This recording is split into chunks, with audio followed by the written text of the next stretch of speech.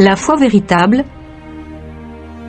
Je me suis efforcé jusqu'ici de montrer que la sanctification est produite dans l'âme par l'Esprit de Christ, par la foi, avec notre propre coopération, qui est indispensable. Je voudrais à présent attirer l'attention sur la nature de la foi véritable. Mon professeur de théologie soutenait que la foi est un acte intellectuel, une conviction, une pleine persuasion, que les doctrines de la Bible sont vraies. Pour autant que je pouvais m'en rendre compte, c'était la définition de la foi que j'entendais partout. Je fis remarquer que des convictions intellectuelles n'étaient pas volontaires, qu'elles ne pouvaient pas être produites par un effort de la volonté et que nous ne pouvions donc pas être obligés d'exercer la foi. Dans ces conditions, si la foi était un acte intellectuel, elle ne pouvait pas être une vertu. On me répondit que nous contrôlons notre intelligence par un effort de notre volonté et que nous avons la responsabilité de rechercher les arguments et les preuves capables de convaincre notre intelligence. Dans ces conditions, l'incrédulité était un péché, car elle ne faisait que prouver notre négligence à rechercher et à accepter les preuves des vérités de la révélation. La foi était donc bien une vertu, car elle impliquait un effort de notre volonté pour chercher la vérité. Depuis le début de mon ministère, j'ai été presque constamment confronté à ce faux enseignement concernant la nature de la foi chrétienne. Je me suis rendu compte à ce moment-là que l'on insistait beaucoup sur la nécessité de croire les articles de foi. On affirmait que la foi consistait à croire toute la doctrine de Christ avec une inébranlable conviction. La foi était donc une pleine acceptation des doctrines de l'Évangile. Cependant, j'avais moi-même été conduit à accepter intellectuellement ces doctrines avant même d'être converti. Lorsqu'on me demandait de croire, je répondais que je croyais. Aucun argument ne pouvait me convaincre que je ne croyais pas à l'Évangile. Je n'ai jamais pu être convaincu de mon erreur jusqu'au moment où je me suis converti. Au moment de ma conversion, lorsque j'exerçais la foi véritable, je me rendis alors compte de ma tragique erreur. Je compris que la foi n'était pas la conviction intellectuelle, que tout ce que la Bible affirmait sur Christ était vrai, mais la confiance de mon cœur en la personne de Christ. Je compris que le témoignage de Dieu concernant Christ devait me conduire à faire confiance à Christ. Je devais me confier entièrement en sa personne, en l'acceptant comme mon sauveur. J'avais commis une erreur fatale en me contentant de croire simplement ce qui était écrit sur Christ. Cela me laissait inévitablement dans mes péchés. C'était comme si j'avais été presque mourant de maladie, et que quelqu'un m'ait recommandé un médecin capable de me sauver la vie. Si je m'étais simplement contenté d'écouter ce conseil, en étant pleinement convaincu que ce médecin voulait et pouvait me guérir, j'aurais répliqué « Je crois en lui, et je ne doute absolument pas de sa compétence. Je crois chaque parole que vous m'avez dite concernant cet homme. » Si j'en étais resté là, je serais certainement mort. Il ne m'aurait pas suffi d'avoir la ferme conviction intellectuelle de sa compétence et de sa volonté de me guérir. Mais il aurait été essentiel que je fasse appel à lui, que je me rende chez lui, que je lui fasse confiance personnellement et que j'accepte son traitement. Après avoir cru ce qui était dit de lui, il m'aurait fallu faire un acte volontaire de confiance en sa personne, lui remettre ma vie et accepter sans discussion le traitement qu'il m'aurait donné pour guérir de ma maladie. Ceci illustre la vraie nature de la foi dans notre conscience. Elle ne consiste aucunement en une connaissance intellectuelle, ni en l'acceptation des doctrines de la Bible. On peut être parfaitement convaincu que chaque parole de la Bible concernant Dieu ou Christ est vraie, mais cela n'est pas la foi. Ces vérités et ces doctrines, qui nous révèlent Dieu en Christ, ont pour seule fonction d'apprendre à l'âme à le découvrir, par un acte de confiance en sa personne. Quand nous nous confions fermement en sa personne, quand nous lui remettons notre âme, quand nous lui faisons entièrement confiance, pour tout ce que la Bible affirme de lui, nous sommes dans la foi véritable. Nous lui faisons confiance sur la base du témoignage de Dieu. Nous lui faisons confiance sur la base des doctrines et des faits que la Bible nous déclare sur lui.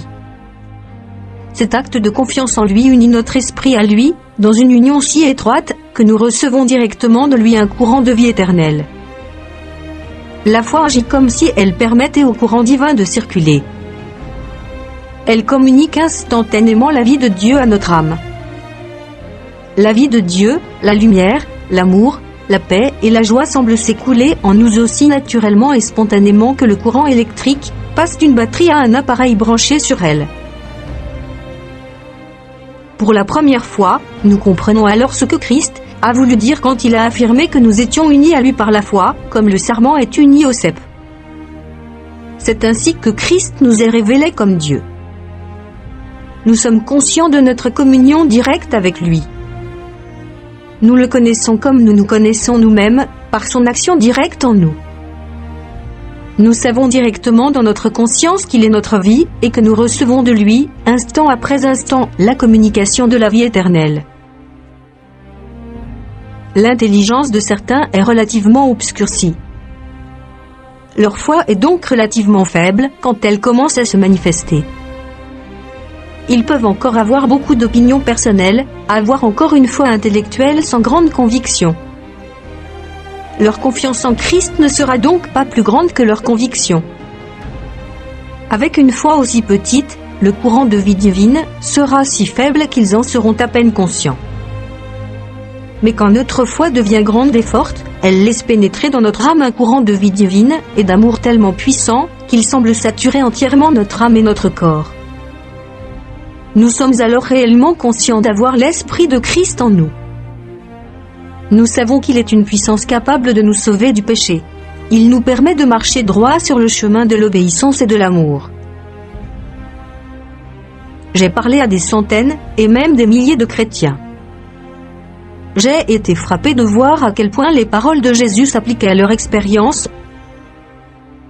Jean 5, 39-40 Vous sondez les Écritures, parce que vous pensez avoir en elles la vie éternelle, ce sont elles qui rendent témoignage de moi. Et vous ne voulez pas venir à moi pour avoir la vie. Ils n'étaient pas allés plus loin que l'étude de l'Écriture. Ils se contentaient de croire ce que l'Écriture affirmait sur Christ. Mais ils n'avaient pas profité de la lumière qu'ils avaient reçue pour venir à lui, dans un acte d'amour et de confiance en sa personne. Je crains qu'il en soit aujourd'hui comme il en a été dans le passé. Les multitudes se contentent de connaître les faits et les doctrines de l'Évangile. Mais elles ne font pas confiance à la personne de Christ pour venir à lui, auquel est rendu tout ce témoignage. C'est pour cela que la Bible est mal comprise et que l'on en fait un mauvais usage.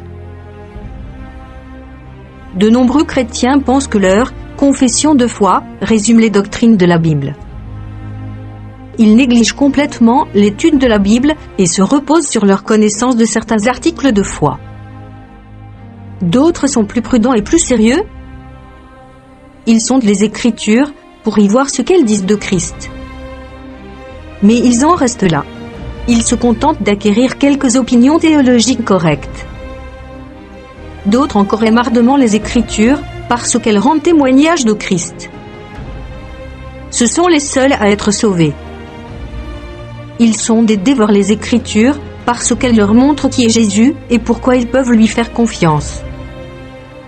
Ils ne se contentent pas de connaître le témoignage de Jésus. Mais ils vont directement à lui, à sa personne, dans un acte d'amour et de confiance. Ils unissent leur âme à lui, dans une union qui leur permet de recevoir de lui les choses pour lesquelles ils lui font confiance. C'est lui qui les leur communique directement. C'est cela la véritable expérience chrétienne. C'est recevoir de Christ la vie éternelle que Dieu nous donne en lui. C'est cela la foi qui sauve. Il y a de nombreux degrés dans la puissance de cette foi. Nous pouvons en être à peine conscients. Elle peut au contraire laisser entrer dans notre âme un tel flot de vie éternelle que notre corps en perdra toute force. Quand la foi est à son maximum, les nerfs de notre corps semblent céder sous l'influence puissante de nos pensées. Cette expérience n'est peut-être pas courante. Si nous restons dans les limites de notre corps physique, notre âme ne peut supporter que très peu de la lumière et de l'amour de Dieu. J'ai eu parfois l'impression qu'une lumière un peu plus grande aurait fait sortir complètement mon âme de mon corps. J'ai rencontré de nombreux chrétiens qui avaient bien connu ces souffles puissants de l'esprit. Mais mon propos se limite ici à expliquer en quoi consiste la foi véritable et quels sont les effets de la foi qui sauvent. Quand je regarde à quel point des multitudes de chrétiens connaissent si peu Christ, quand je vois comment ils se comportent envers lui, je suis profondément choqué et étonné, car ils possèdent la Bible. Nombreux sont ceux qui semblent se contenter d'avoir une opinion théologique plus ou moins solide. Ils croient que c'est de la foi. D'autres sont plus sérieux, mais ils se contentent d'être plus ou moins convaincus des vérités de la Bible concernant Christ. D'autres sont fortement impressionnés par les commandements de la loi. Ils s'engagent sérieusement dans une vie d'œuvre qui les conduit dans l'esclavage. Ils prient par devoir. Ils ont conscience de leurs devoirs, mais ils ne les accomplissent pas par amour. Ils ne font pas confiance à Dieu.